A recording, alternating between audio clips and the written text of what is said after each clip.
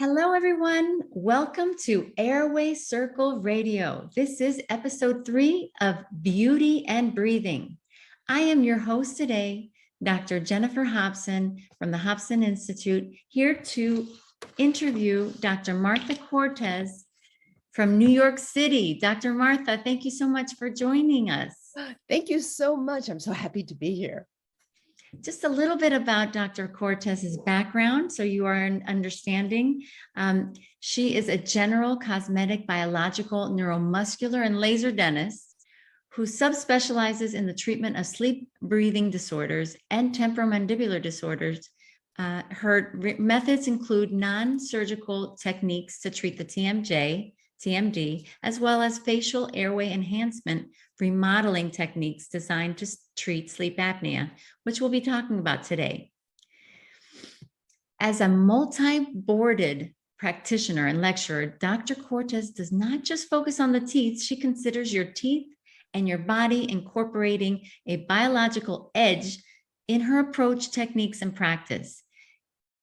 It is with this background in combination with her knowledge, experience in neuromuscular dentistry, laser dentistry, posturology, and chirodontics that she practices the way she does. That's why we get so along together, because I'm a physical therapist and she understands a lot about how the body works and how the bite and the occlusion work together.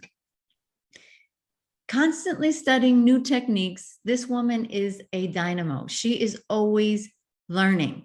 I think that's also why we get along. We just want to keep learning more, and there's so much more to keep learning about of this airway profession. So Martha truly rises to the challenge, standards, and approaches to treat her patients' health. Beginning with your mouth, she brings truth and light into her trademark, your smile, your health. Thank you. Oh, it's so great to have you here. And I'm so excited to really get everybody that's listening, that's watching this, that can really understand the uniqueness that you bring and the energy that you bring to this field. Martha, we've known each other for a while now. I think since 2014, when I entered this airway world. And I was so impressed by you because you seem to be someone that is eager to keep learning, and no one's going to stop you. You can't, there's nothing you can't do, Martha. Honestly, I've always felt like there's nothing that can ever say, she can't do that. No, she's going to prove that she can do anything that any other dentist can do. And I'm so glad that we've met and that we've been collaborating ever since. It's been wonderful. Thank you so much. But you know what's really true, because I've had people ask me, how did you get to that? I said, all I need is 1 to 3 patients that I cannot answer a question. Then I'm always asking that question, why can't that be done? And how can I get that done? And the how is what makes me educate and pursue. It's like I have this driving force to pursue and answer that question. And I'm not fearful. No, you're not fearful. That is true. You have no fear. Well, I have determination. Limits. There are limits, but I have a lot of determination. So you have some questions for me. Go ahead. Yes, I do. So you were one of the first 100 accredited cosmetic dentists in the US through the American Academy of Cosmetic Dentistry. First 40 diplomats through the American Board of Aesthetic Dentistry. How did you end up with a therapy appliance? I know, right? How did you? But, I had a 20-something-year-old excruciating pain. She was on 3 medications for depression. And the most recent one, she was already on Neuroptin 3 months, which means she was going to become a skinny Benny because they don't have very good appetite. She was going to destroy her teeth because she's going to get worse dry mouth in the 3 meds. And I put her on since I had already 3 diplomates in TMD, had done some sleep already. I put her on an orthotic. In 1 month, the pain was gone. Spoke to the physician, assisting, how are we going to get her off the meds? Because her pain is gone. There's no impetus. But did we need to speak about her being in college, not knowing where to go to grad school, having a sweetheart who's not asking the question, should they be taken more seriously? Why? The pain. Would he really want to marry someone who's in pain all the time and complaining all the time? And she couldn't stay up with her college work to apply for grad school. So got her off her pain, and she asked, how can we make this more permanent? So I did a full body reconstruction. Brilliant, everything's wonderful, got engaged, got into grad school, but I still asked the question, for a 20-year-old, could I do that a little more conservative? There has to be something. The same way I had asked the question many, many, many years ago, why cut and sew periodontal disease and cause black spaces between the teeth? The pocket was 12 and 16 millimeters. There had to be something that is more conservative and stimulating for the regeneration. So I found the laser. So with asking and that is what gave conservative regeneration. This is 20 something years ago, 29. Today, that is one of the most important tools in periodontal surgery, no cut, sew regeneration.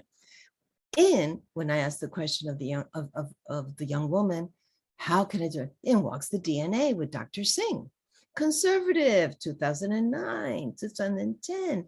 And immediately the first 3 cases go in. It was a 16-year-old who the canine was ectopic and it couldn't come down. She was so fearful because her whole family had gotten full braces for 2 to 5 years and had chains and surgery to force that canine down. So I was already with Dr. Singh. I had thought of it. All you had to do is create the space, and then the epigene will allow, once the space is there, is for the tooth to remember that it needs to come down and forward. Remember, regeneration, the gene, right. But you have to have the space. Right. So let me back up 1 second, because I want everybody to understand this is a podcast to the public too. So sometimes I think when we talk, they understand it. So this earlier case that you were talking about, you helped her with an appliance. That appliance changed her bite and it took away her pain. However you did it, right? If it was vertical, if it brought her jaw, or whatever it was. And then you restoring means making the teeth come to that level with. Exactly. So her jaw was forward because she was in pain. Her breathing was destroyed. Her sleeping was horrible. So with the reconstruction, bringing the jaw down and forward, and then opening up the vertical, and then opening a little bit of the width. So a little width, a little vertical on both the upper and lower jaw, which opened up the airway. So all of that opened up the airway, but opened up the cervical. That's the key. And it created the right cervical lordosis. And that's one thing that, we always talk together with. It's the upper cervical spine and the cervical lordosis with that correct bite that keep a stable head and neck, condition. But you got her out of pain. You wanted something more conservative. Dr. Singh brought in this whole education around DNA. So now this appliance therapy is, explain it now. It's an expansion. So many people say that adults can't be expanded. Well, what's interesting is I started, again, researching, diving in. The 40s and 50s had it. They're functional appliances that width,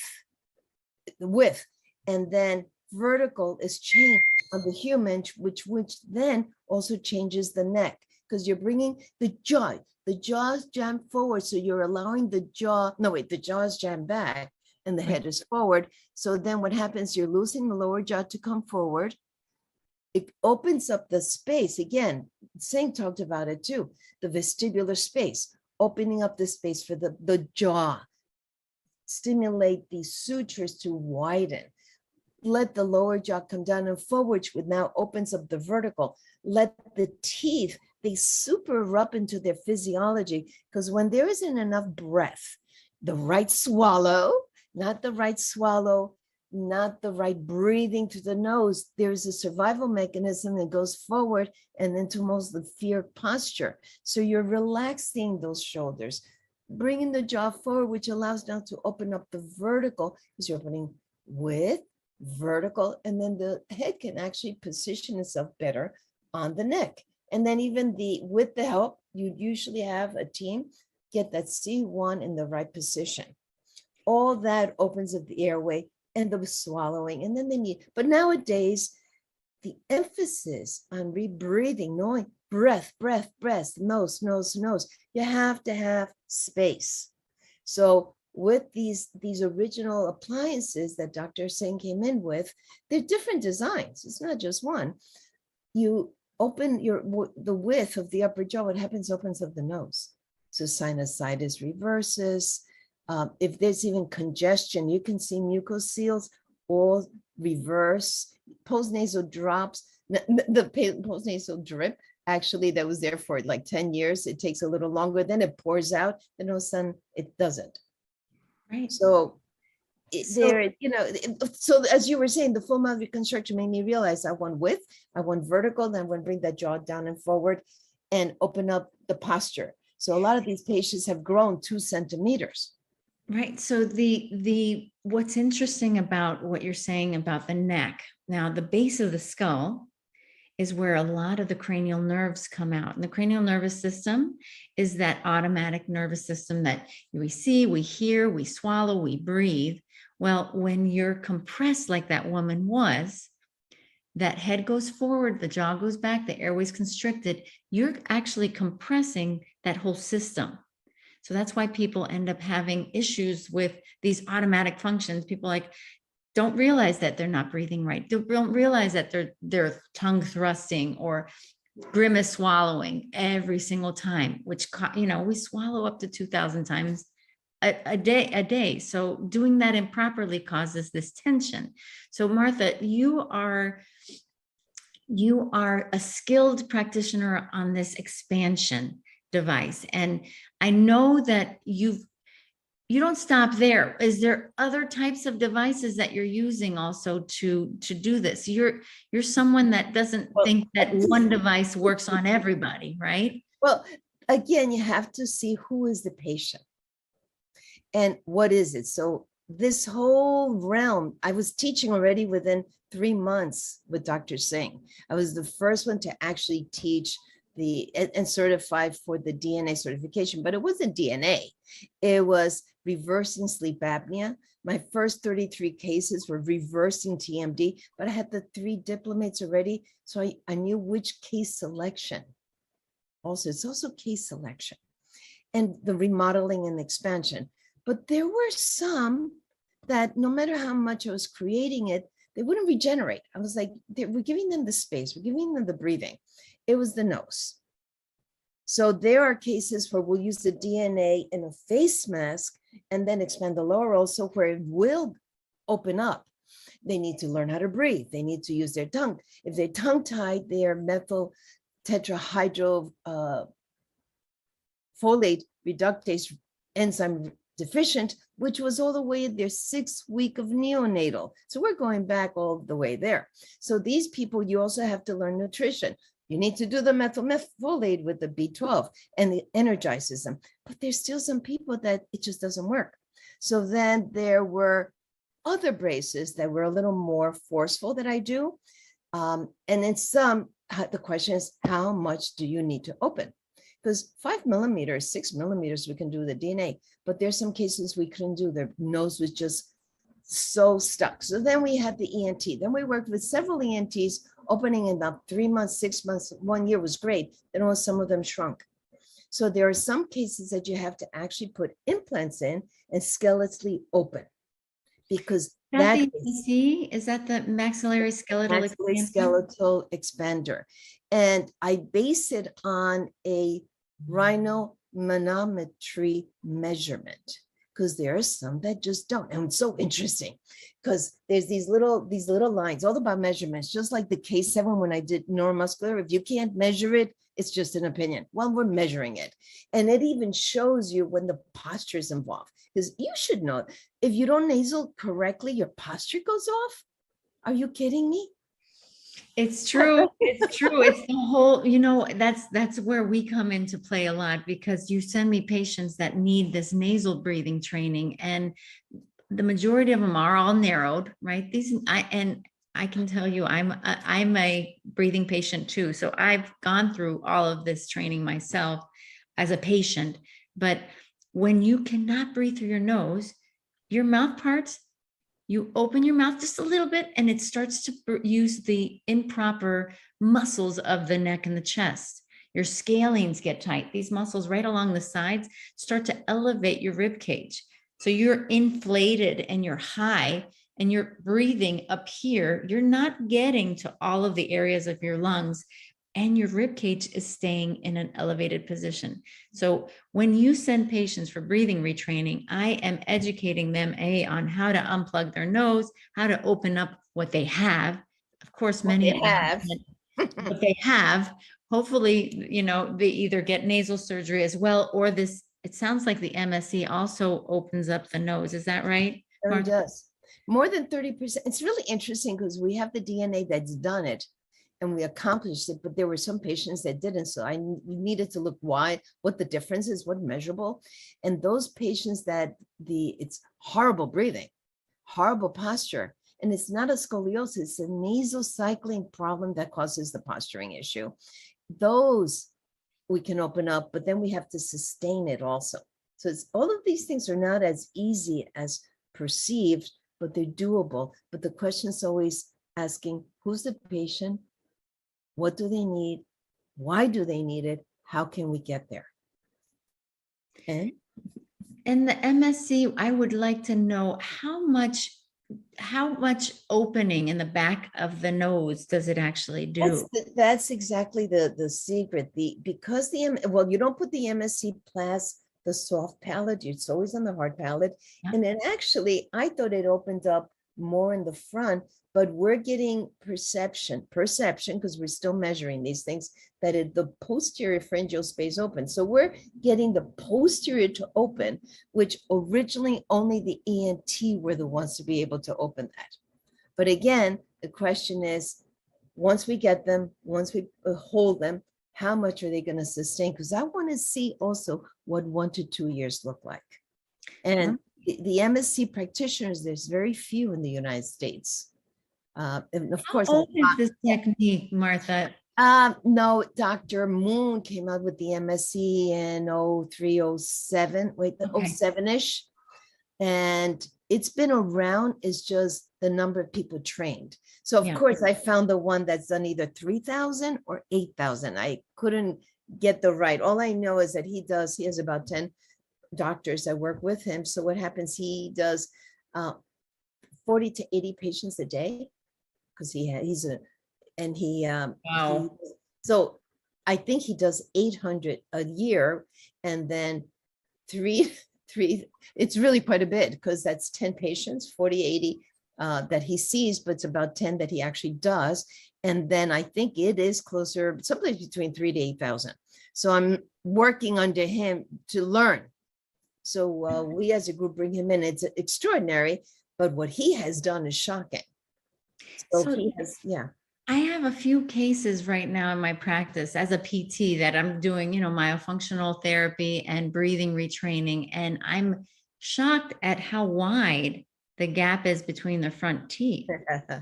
And it is so, I mean, 4 to 8 millimeters, depending on the case. Right. So if it fills in. Then it fills in. So after you open it, and you're opening wide and kind of forward too, right? It automatically goes forward, the forward. It just does it automatically. It goes the width, and then the AP area, the nasal maxillary goes forward automatically 3 to 5 millimeters. But you know what? A lot of things do, like the Damon passive ligation, they always go 3 millimeters, a lot of them. But it goes 3-5 plus width. Then the lower jaw comes down and forward, because now you're increasing the vertical. It's extraordinary. But you know what? I did this. I started looking for it was because of the sleep apnea patients, that some of them you expand, you put them in the right position, they still haven't cleared. We've sent them for all the soft tissue. It still hasn't cleared that much, because there's always that percent. I always go, there's 80%, but then there's that 20. So that 20, some of them were fearful they may just die, because they can. And they were 90 AHI, very high severe apnea. But night apnea also has day apnea. Just Of because you're course. clearing it at night, there's still an issue. So some of those people were looking to express them. But again, age dependent because it's bone dependent and sex dependent. So the 13, the 10, 11, 12 are easy. 14, 16, they're very easy. But in You mean 16, the ages? age. And and you don't have to be doing anything except just put the implants in, open them up, and then realign the teeth. The vertical will increase. The airway is amazing. All of a sudden, they learned that they can breathe through their nose, because that was the main criteria, is they weren't breathing through the nose. Should we be doing ENT? So anyway, and they had tonsils and adenoids, some of them done, not all of them. But then we go into the 20. So now you have to start doing the cortical puncture into the transverse. 30, 40, you have to start doing the cortical puncture. Once you get into the male 40 to 50, the 55-year-olds, they're extremely difficult. Now, the one that I'm studying under, he does them all the time. He worked on a Someone like- 79-year-old. Wow. So But it's then you have to go cortical in the Yeah. transverse, and you have to go up into the spine here too. so that is that SFOT type thing, surgically facilitated or Well, the surgically fertility is all up here. That's a different, different. it's totally different. This is just using on the transverse and then here in the middle, because you're trying to enhance the break. Essentially is the break. Who does that, Martha? Who does that? You that do that, or is Well, another? you have to have surgical training. So some are teams and some are not teams. And But are that's, you doing your own right now? I do surgical implants already. So I've been doing implants. I'm involved with internal sinus lifts, external sinus lifts. I reconstruct, and I don't reconstruct the whole jaws. So I am comfortable. I have the equipment. I have the equipment to do all this work with. I have the cortical punctures. I have the piezo. So I have the equipment. I've used the equipment so that it was a very natural process to continue, since Amazing. So if you're you have to be older, comfortable in all these things. of But course. older is the key. They're harder. And what was great studying with this practitioner is that sometimes you have to go and do it twice on the older gentlemen because their testosterone. It's the testosterone that's the big deal. And you may still have to get their nose enhanced, because now you run into a territory of experience. Yeah. It's fascinating. I mean, I think, how did you become an airway dentist? What made you do all of this? Like, what made you go into it? Is it just your This goes curiosity? back to that, those 20-year-olds where it's very nice to do pretty little veneers. It really is very nice. But to start, and I started noticing that the cants were off. So in the cosmetic world, I said, well, why is the jaw so asymmetrical? And the models, my practice, this is the 90s when we started this whole thing, and we used to teach it. The models would tilt to do their smiles with their new veneers. I'm going, why they're tilting? So I would straighten them out and look and go, oh my God, they're canted. So the question is, why can't it? So I went into the whole study of TMD. So realized that you have to make the upper jaw, actually not start with the lower, start with the upper and actually make it parallel to the floor.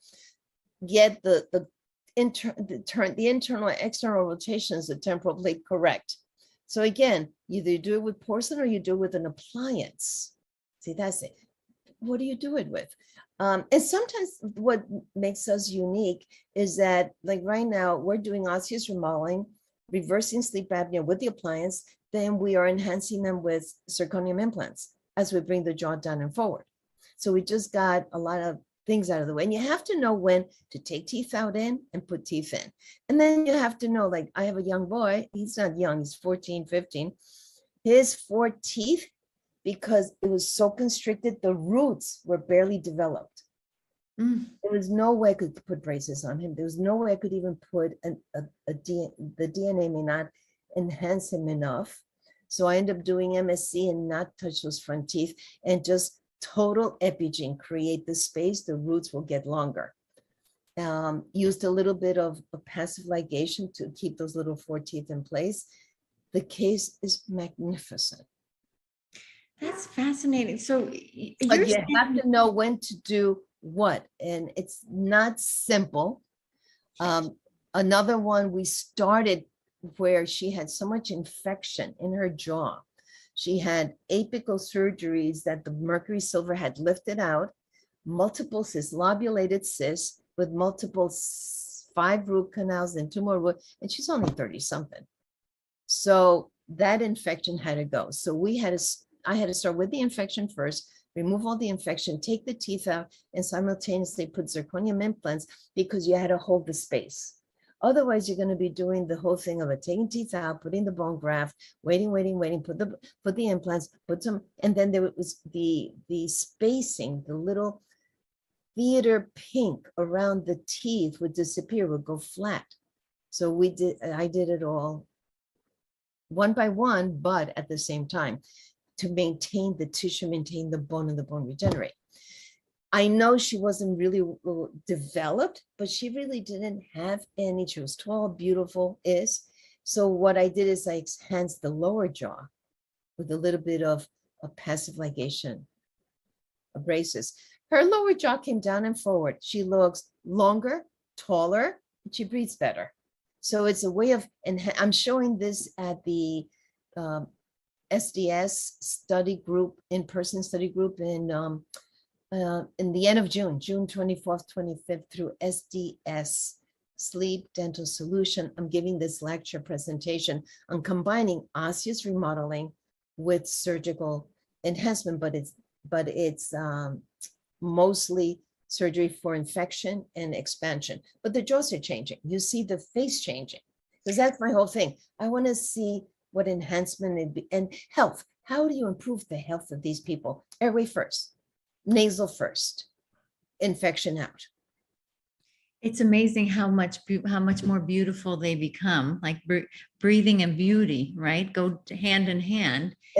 If they can't breathe, their faces change, right? Their neck, their posture, all that They changes. become like a shovel face. It looks like a shovel, flattened shovel. And you know what's interesting? Before I became my dentist, I saw this first because I worked with McCarthy and Converse at NYU Medical Plastic Surgery. We used to turn the bones around.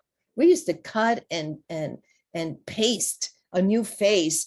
And what I noticed was the smile, the change in personality, because they could breathe. So it's in my bones, that memory that I remember. So I knew in the future of dentistry, I was finishing biochemistry at that point. Somebody said, you'd be a great dentist. So I went and volunteered with Barry Grayson at NYU Medical Plastic Surgery. But what I learned there, you can't learn in a book. So it's been in me and I've been working on it. How can I create the same effect without cut and sew and periodontal surgery in the jaw? And now how can you enhance the breathing, the health, and the side effect, the face? Because you can, it's possible, but there's always your limits. You have to have patient case selection. Now, you mentioned expansion. Like I'm always trying as a myofunctional therapist and a physical therapist of the TMJ, I'm always trying to understand, when you're constricted, and so many of us are, because we didn't know we were breathing that long while we were growing into adulthood. Our mouths shrunk so much that our tongues don't fit resting up. So Well, the point is to try to what came create first that, though? right? What came first though? Was it the tongue and breathing? Was it the breathing? Was it their actual rhythm when they were a neonate? Because I still go, we're writing that book. Right? When We're almost there. Thrilling. What came first is that 6 week when the jaws separated, when the palate came together, when the tongue was supposed to separate.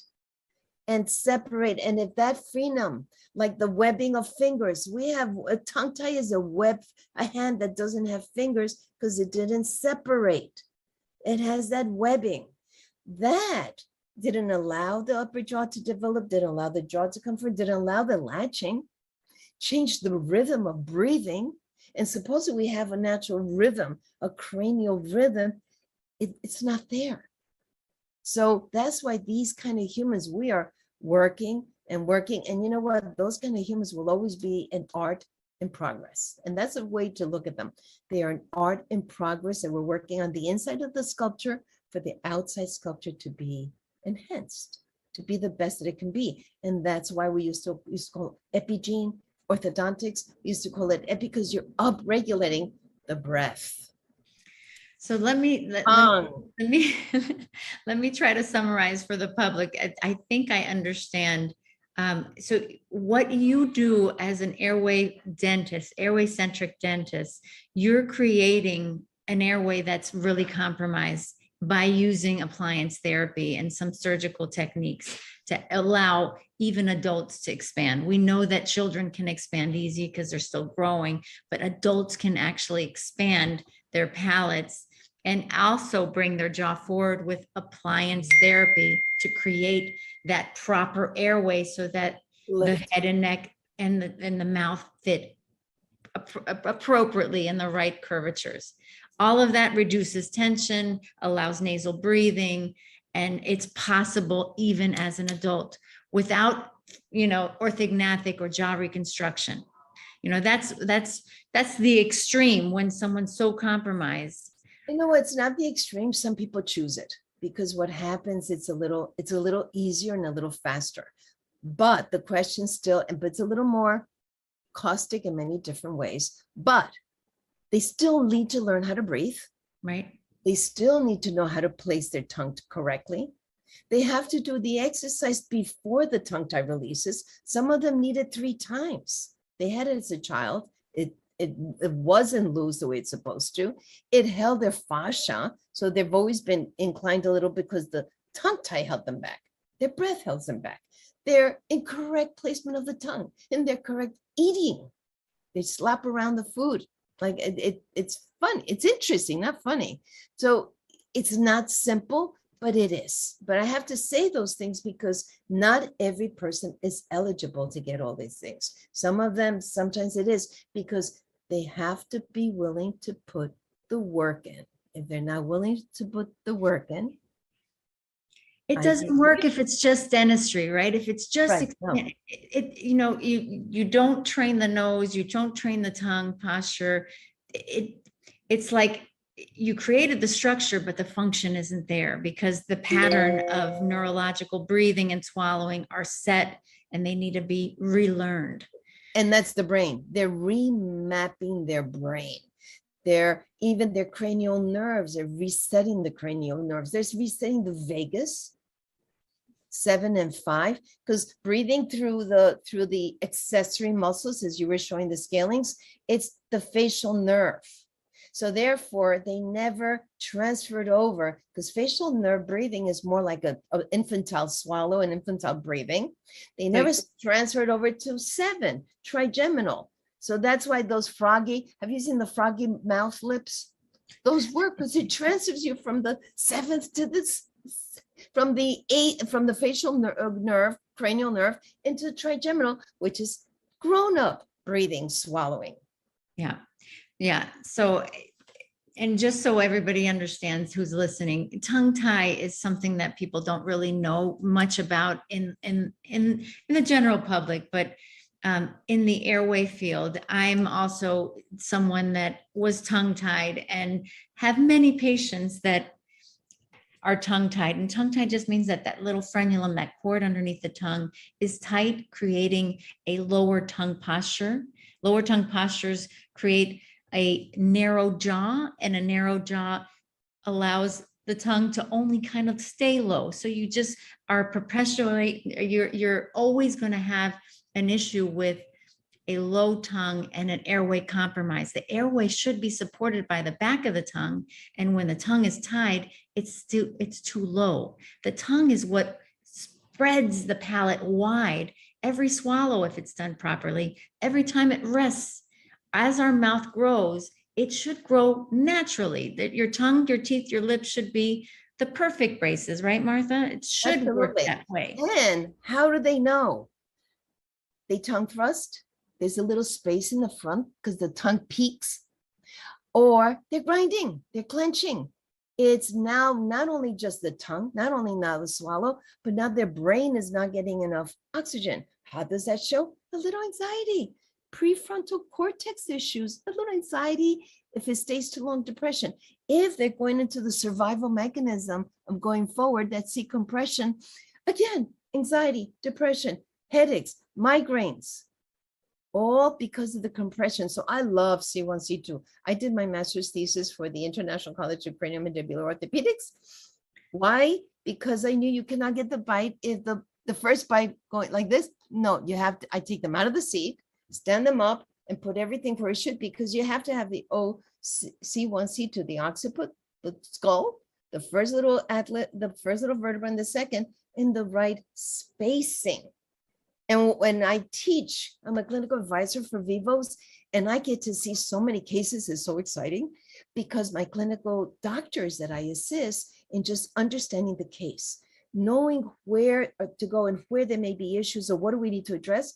The compressions on C1, C2 is shocking.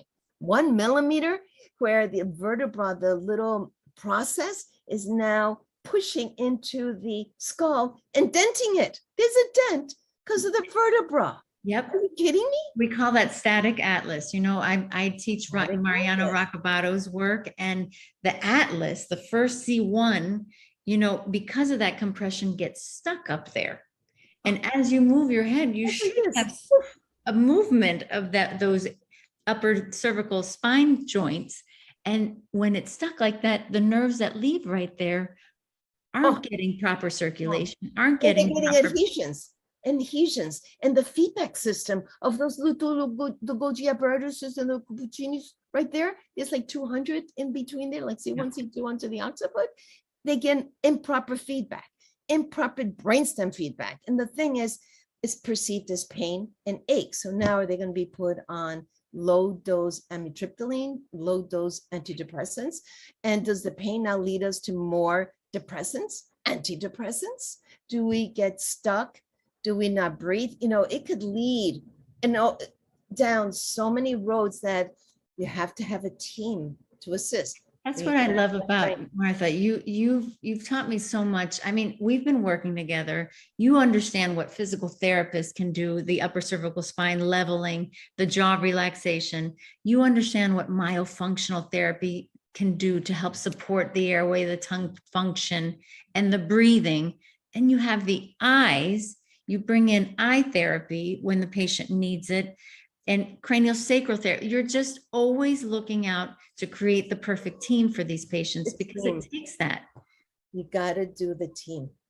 The team is, and it's different for every person, not the same team. And then you cannot overwhelm them by putting too many.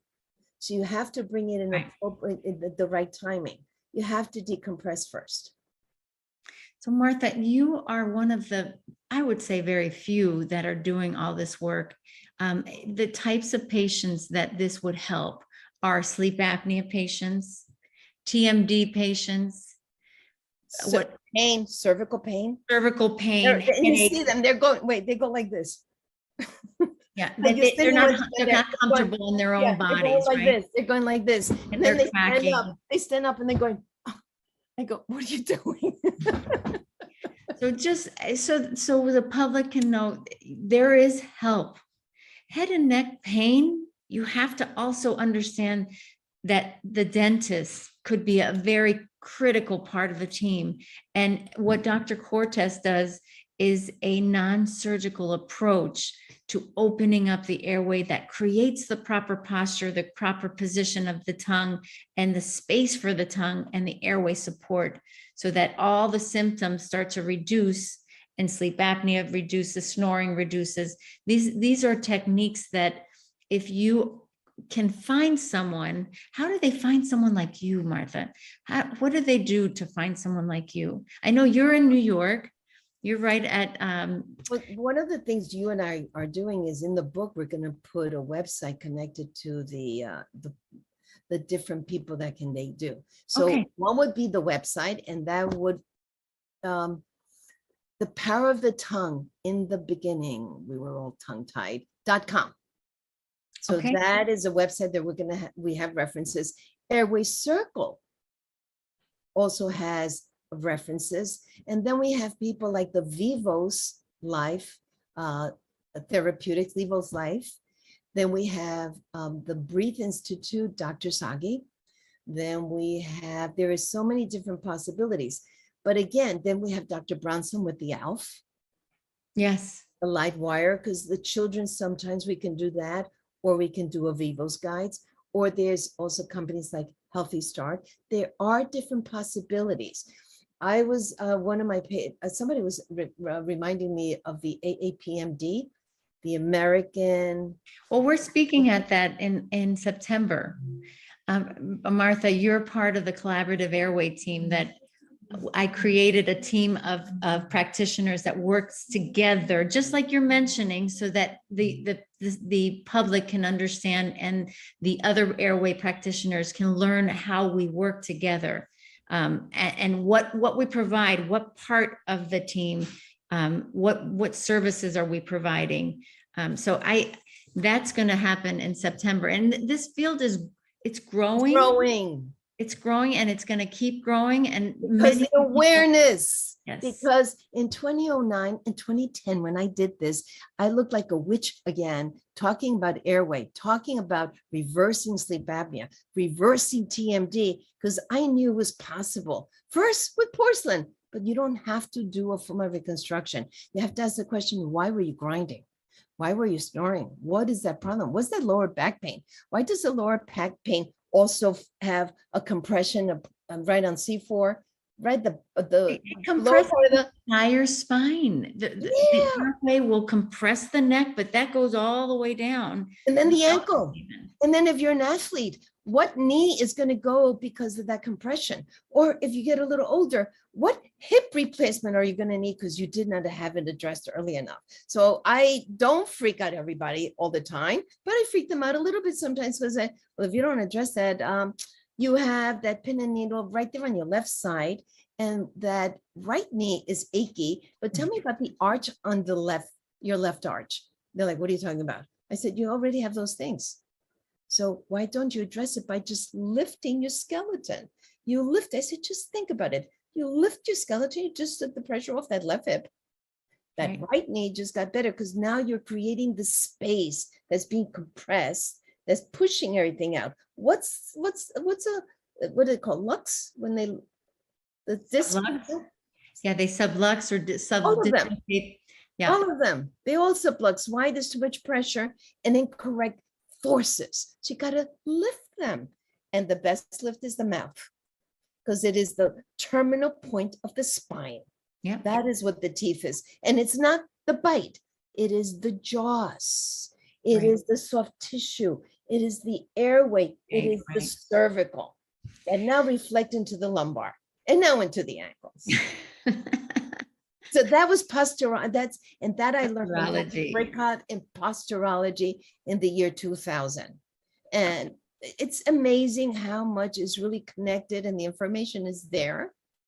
But we have to become a little more aware. But you got to start soft. Breath. Through the nose. Swallowing. You must breathe through the nose. Gentle swallow, no strain, no grimace. And no having to crack. No tilting of the head on one side. So many patients are tilted and forward.